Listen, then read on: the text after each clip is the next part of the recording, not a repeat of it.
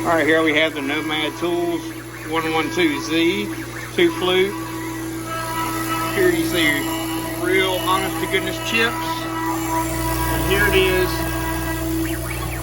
cutting 40 thousandths deep at 25 inches a minute at 20,000 RPM.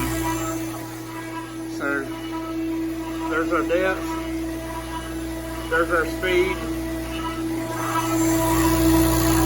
So it's cutting full depth in an adaptive pass.